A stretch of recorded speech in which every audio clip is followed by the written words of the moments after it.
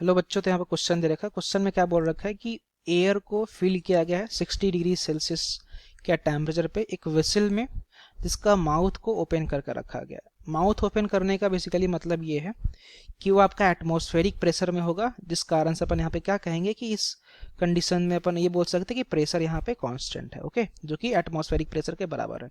फिर आगे बोल रखा है कि the whistle is heated to a temperature T. Whistle को अपन टी टेम्परेचर तक हीट कर रहे हैं। उसके बाद सो दैट हीट करने के बाद क्या आ रहा है कि 1/4 पार्ट ऑफ एयर जो है आपका वो स्कैप कर जा रहा है। ठीक है, हीट करने के बाद 1/4 पार्ट जो है आपका स्कैप कर रहा है। तो उस टेम्परेचर टी का वैल्यू क्या होगा बच्चों, आपसे अकॉर्डिंग टू द क्वेश्चन पूछा जा रहा है। तो अगर बच्चों यहाँ पे अगर अपन बात करें की कॉन्सेप्ट के बारे में, तो बच्चों अपन ने हीट एंड थर्मोडायनेमिक्स में एक टॉपिक पढ़ रखा है केटीजी, जिसको अपन बोलते हैं काइनेटिक थ्योरी ऑफ गैसेस ना, जिसमें बेसिकली अपन गैस के अलग अलग प्रॉपर्टी को स्टडी कर रहे होते हैं और अपन यहीं पे आइडियल गैस का इक्वेशन पढ़ रहे होते हैं। ठीक है, तो वही आइडियल गैस का कॉन्सेप्ट हम लोग बच्चों यहाँ पे लगाने जा रहे हैं, जिसका रिलेशन क्या होता है बच्चों, आइडियल गैस का इक्वेशन का रिलेशन क्या होता है, ये होता है पीवी इज इक्वल टू होता है आपका एन आर टी बच्चों, जहाँ पे पी आपका प्रेशर होता है गैस का, वी होता है आपका volume of the vessels, N आपका number of moles of gas होता है, आर गैस कांस्टेंट और टी आपका एब्सोल्यूट टेम्परेचर होता है ना।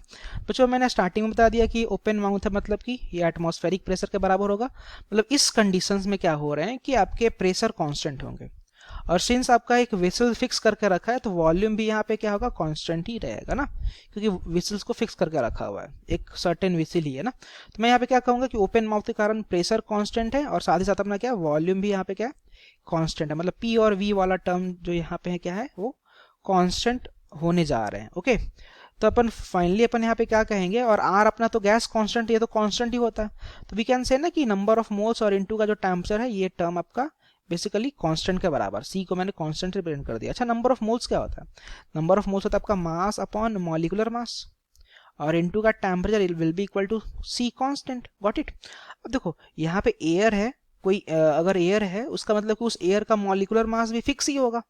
तो अब यहाँ से फाइनल कंक्लूजन क्या निकलता है कि मास, ठीक है, मास ऑफ द गैस जो भी प्रेजेंट है उस विसल में इनटू का टेम्परेचर, ये वैल्यू अब आपका कांस्टेंट आएगा, सम सी डैश बोल देते हैं। इस एम को इधर अगर भेज देंगे तो कांस्टेंट इनटू कांस्टेंट कोई नया कांस्टेंट बन जाएगा। तो फाइनली कंक्लूजन यहाँ से ये निकला बच्चों कि जो टेम्परेचर है ना, it will be the inversely proportional to the amount of gas, in amount of gas ना बोलकर क्या बोल दो, मास ऑफ द गैस जो कि आपका प्रेजेंट होगा वेसल्स में। ठीक है, यहाँ से हमें ये रिलेशन मालूम चल गया ना। अब अगर अपन फाइनली प्रोसीड करें तो अपन ऐसा कह सकते हैं ना कि स्टार्टिंग का टेम्परेचर बाई बाद का temperature it will be equal to what, तो यहाँ पे आ जाएगा बाद का मास जो प्रेजेंट है और डिवाइड में स्टार्टिंग का मास, क्योंकि हमने यहाँ से देखा कि इन्वर्सली रिलेशन आ रहा है। Got it. और स्टार्टिंग का टेम्परेचर आपका 60 डिग्री सी मेंशन है बच्चों। ठीक है, तो अगर मैं इसको केल्विन में कन्वर्ट करके लिखूं तो मैं क्या बोलूंगा, 60 प्लस का 273 केल्विन में कन्वर्ट कर लिया, डिवाइड बाई T2 हमें पता नहीं है, और यही T2 हमसे जो कि यहाँ पे क्वेश्चन में T मेंशनड है ये हमसे पूछ रखा है। ठीक है, तो इनफैक्ट आप चाहो तो T2 को यहाँ पे क्या बोलोगे, T2 को यहाँ पे आप T से रिप्लेस कर सकते हो, जो कि आपका क्वेश्चन में बोल रखा है ना। तो T2 को आप T से रिप्लेस कर दो, इज इक्वल टू M2 क्या है, बाद का जो मास प्रेजेंट है।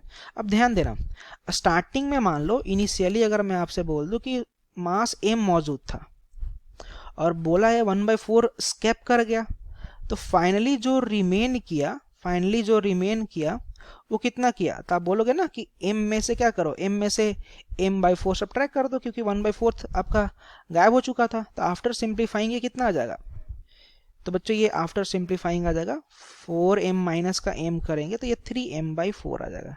तो ये बाद का मौजूद है ना 3m/4।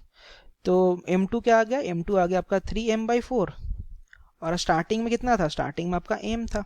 ठीक है, तो फर्दर अगर आप इसको सिंप्लीफाई करो तो बच्चों ये आपका जगह 60 प्लस का ये इसको थोड़ा सा अगर अपन ऐड कर ले तो जगह आपका 3, और साथ में जगह आपका 7 और 6, ये आ जाएगा 3 और ये जगह 3 and it should be equal to what, तो ये आ जाएगा आपका 3/4 के बराबर, क्योंकि एम और एम आपका फाइनली कैंसिल हो जाएगा ना बच्चों। तो यहाँ से जो टी आपका आ जाएगा finally simplifying the value of T will be equal to what, so value of T will be equal to 444 kelvin के बराबर, क्योंकि हम लोगों ने यहाँ पे इसको क्या कर रखा था, कैल्विन में कन्वर्ट कर रखा था। ठीक है, अब अगर फाइनली अगर बात करें इसको डिग्री सी में निकालो, तो डिग्री से में निकालने के लिए क्या करेंगे, 444 को अपन फाइनली सब्ट्रैक्ट कर लेंगे 273 से।